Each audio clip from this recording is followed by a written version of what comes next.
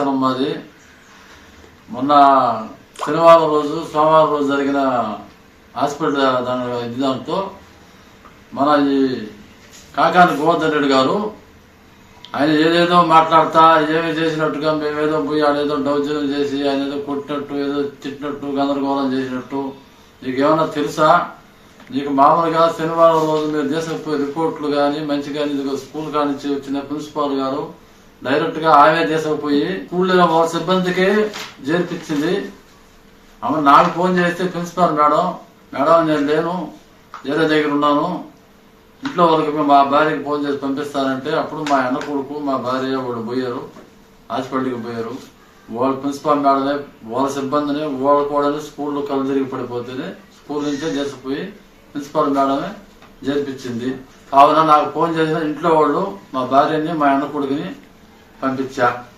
పంపించిన తర్వాత డాక్టర్ అమ్మ 1వ నెంబర్ డాక్టర్ అమ్మ మేడము ఆమె రాసి ఎక్స్రే సెలైన్ ఎన్ని పెట్టించుకోవాలమ్మా, యూరిన్ టెస్ట్ కూడా చేయించాలా, ఇవన్నీ చేయించుకోరానంటే యూరిన్ టెస్ట్ కు పోతే నేను మళ్ళీ అమ్మ గంట పడద్దంటే సరే అంతలో ఎక్స్రేకి పోదామని చెప్పి బాబుని తీసుకుని ఆడకపోతే ఆయన లేడు, బయట ఉన్నాడు, ఫోన్ మాట్లాడుకుంటా ఉన్నాడు.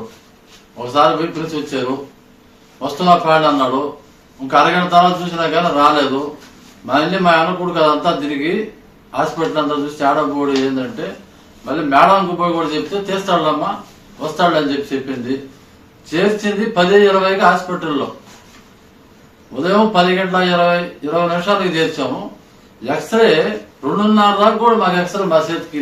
అది నేను బయట ఉండా కానీ మా ఇంట్లో మా భార్య వాళ్ళు ఎందుకు చూసాడుగా లేరు, పిల్లోడు కళ్ళు తిరిగి గందరగోళంగా పడిపోతా ఉన్నాడు, మనం నెల్లూరు కన్నా లేదా బయట కన్నా తీసుకుపోదామని చెప్పిన తర్వాత లేదు తీస్తానులే ఉంచు కొద్దిసేపు చూడడం లేదు తీస్తాడులే అని నేను చెప్పి ఆమె నాకు ఫోన్ చేసి నేను 2 గంటలకు 2:30కి నేను అక్కడికి వచ్చాను.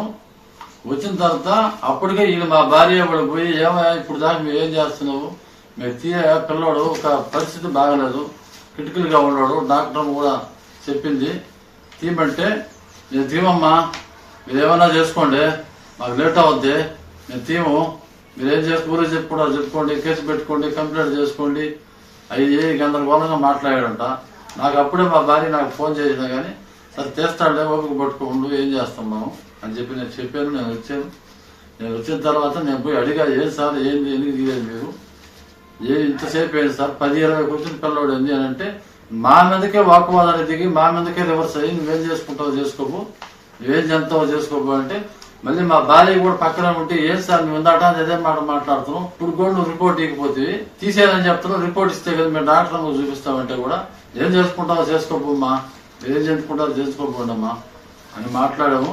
అంతవరకు కానీ దాన్ని ఈ కాకాని గోవర్ధన్ రెడ్డి గారు దాన్ని ఏదో మేము ఆయన కొట్టి దాడి చేసినట్టు మూగమ్మడిగా పోయినట్టు. ఇప్పుడు బిడ్డకు బాగాలేకపోతే ఎవడు అడగరా ఎవడు అడిగేదానికి లేదా, ఏమయ్యా 10:20 కూర్చుని పిల్లోడు పరిస్థితి బాగలేదు తీయకూడదని అడగరా, అదే నీ బిడ్డకైతే నువ్వు ఇదే విధంగా చేస్తావా గోవర్ధన్ రెడ్డి గారు, నువ్వైతే ఇట్టే ఉంటావా, అడిగిన పాపానికి మేము దాన్ని పోయి కొట్టి దాడి చేసి గందరగోళం చేసినట్టు దాన్ని ఏదో మళ్ళీ నువ్వు దాన్ని పెద్ద క్రియేట్ చేసి దాన్ని ఇది చేస్తున్నావే ఇవన్నీ అబద్ధాలా, ఎక్స్రే తీయకుండానే వాళ్ళు పోయి దౌర్జన్యం చేశారు, ఈ రాసిన అబద్ధమా, నేను రాసిన ఇది 7వ తారీఖు రాసిన పేపరు 9వ తారీఖు రోజు తీసుకుపోయాం అంటే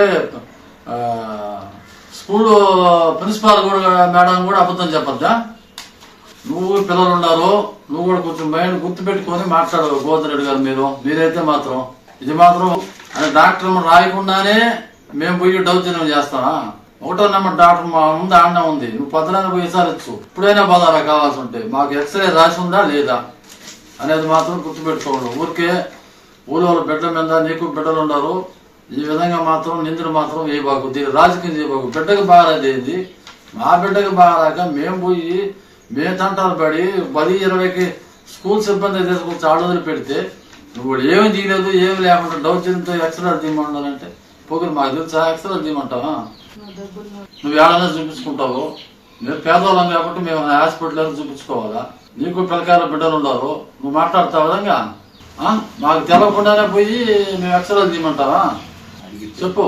నుంచి సాయంత్రం దాకా 2 గంటల దాకా 2:30 నుంచి అదే ఉంటే పోయి అడిగిన పాపానికి పోయి ఆయన వచ్చి ఎట్టంటే మాట్లాడితే మేము ఎందుకండి మేమేమన్నా ఉదయం నుంచి చేరుతా ఉన్నాం కదా తీయకూడదు అనే పాపానికి వచ్చి మా మీదకి వచ్చి మా భార్యని మా అన్న కొడుకు వాడు ఉంటే కేసు పెట్టుకుంటావా ఏమి చెప్పుకుంటావో చెప్పు. మా బిడ్డకి బాగాలేక 2 రోజుల నుంచి శనివారం సోమవారం అది పనిగా తిరిగి రేపు 15వ తారీఖు 16వ తారీఖు నుంచి 10th క్లాస్ పరీక్షలు.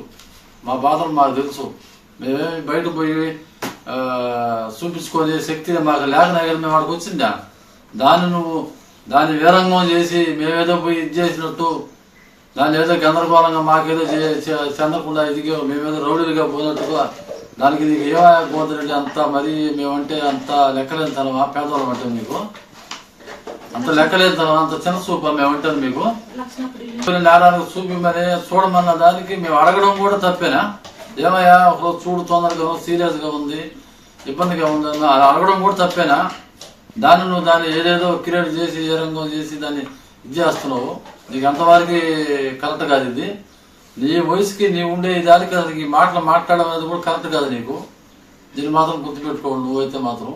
మొట్టమొదటిసారిగా మన నెల్లూరు జిల్లాలో క్యాన్సర్ సంబంధిత సంపూర్ణ వైద్య సేవలు ఇప్పుడు మన మెడికవర్ హాస్పిటల్ నందు అందుబాటులో. అత్యాధునిక సాంకేతిక పద్ధతులలో దక్షిణ భారతదేశపు మొదటి హాల్సియన్ రేడియేషన్ మిషన్ తో క్యాన్సర్ కు రేడియేషన్ చికిత్స, నిష్ణాతులైన వైద్య నిపుణులు, మెడికల్ సర్జికల్ రేడియేషన్ ఆంకాలజిస్టులు, న్యూక్లియర్ మెడిసిన్ ఫిజిషియన్ అన్ని వేళలా అందరికీ అందుబాటులో. అన్ని రకాల క్యాన్సర్ చికిత్సలను డాక్టర్ ఎన్టీఆర్ వైద్య సేవ పథకం ద్వారా నిర్వహించుదురు. మరిన్ని వివరాలకు 086135003551 ను సంప్రదించండి. Medicover cancer institute, NH5, Chintareddypalem cross road, Nellore.